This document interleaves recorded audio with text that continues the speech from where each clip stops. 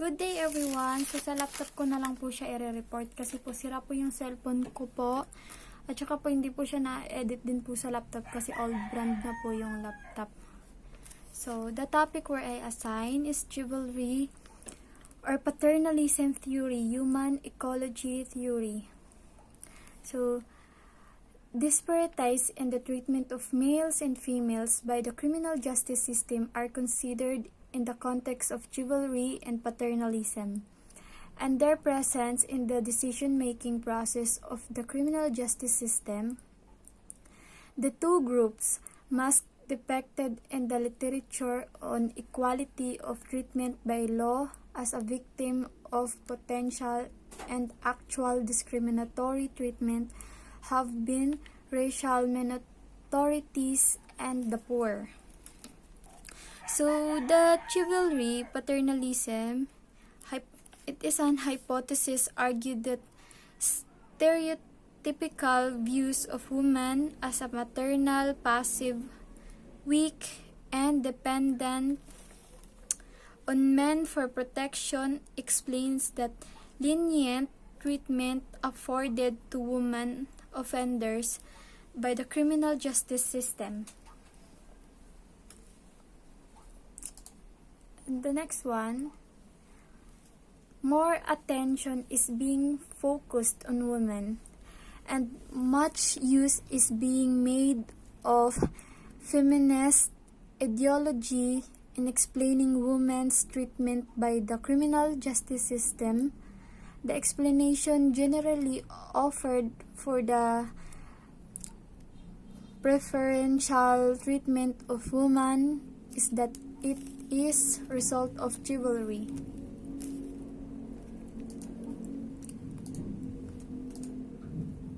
So it is an hypothesized that less harsh handling of female defendants as opposite to male defendant those take place, and that this differential treatment can be described accurately as a form of paternalism. It is an key indicator of paternalistic behavior is an action taken to protect women, either from themselves or from some identifiable evil. So the two particular areas, however, in the treatment of females appear to deviate from the norm of gentleness. The first area is that of special indeterminate sentence status for women in state that sentence meant to determinate and shorter sentences for the same crime. So chivalry means treating other, especially women, courtesy, sympathy, and respect. The chivalry theory states that women are treated more lightly than men by the criminal justice system, according to criminal justice system. The second area involves stricter supervision by the system of young women than of young men. The findings of an empirical analysis of disparate treatment shows that the criminal justice system treats women differently from men. It is apparent that women receive more gentle treatment, and such treatment is not related to race, type of crime, or prior record.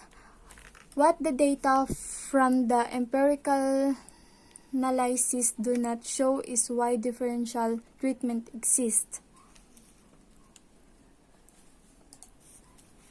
The identification of chivalry paternalism factor in the criminal justice system poses basic question for future directions on the system.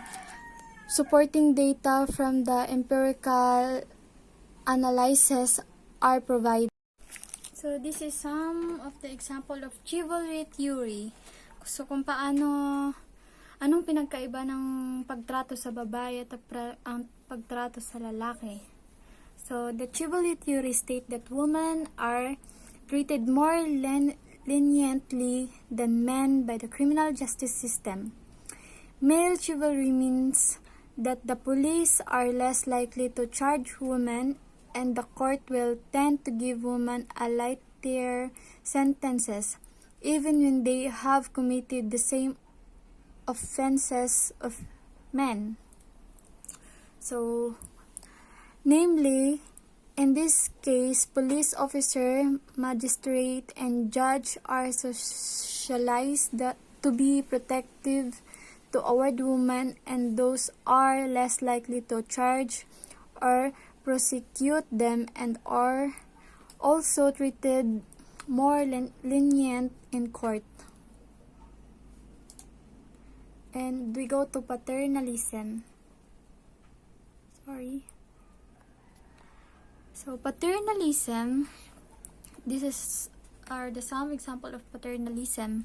Paternalism is the term used for action taken or decision made for another person with the intentions of benefiting that person. The word is derived from the Latin word for the father. The idea is that a paternalist decision is like the decision as a good father would make for his child.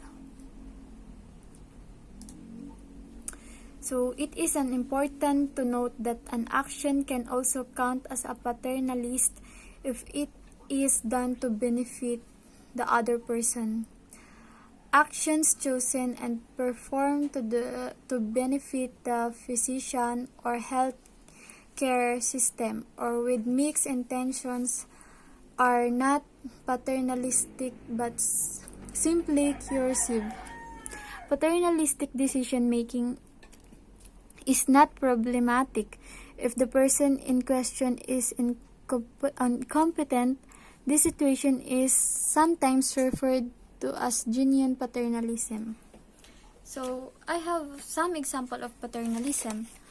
Paternalism is an interference with the liberty or autonomy person with the intent of promoting good or preventing harm to that person. Just for example, paternalism in everyday life are law which required, example for wearing seatbelt, wearing helmet while riding motorcycle, and banning certain drugs. And that's the example of paternalism. However, paternalistic decision making is problematic if the person is competent and wants to make her or his own decision. In the case, the paternalistic action overrides the autonomy of the person. Paternalistic decision making can be justified in emergency situations in which there is no time to consult the patient, and it can sometimes be justified in a public health context, but it is rarely, if ever, justified in non-emergency interaction which individual patients may be frail and vulnerable, but as long as they want to make their own decision, they are their decision to make. So that's all po.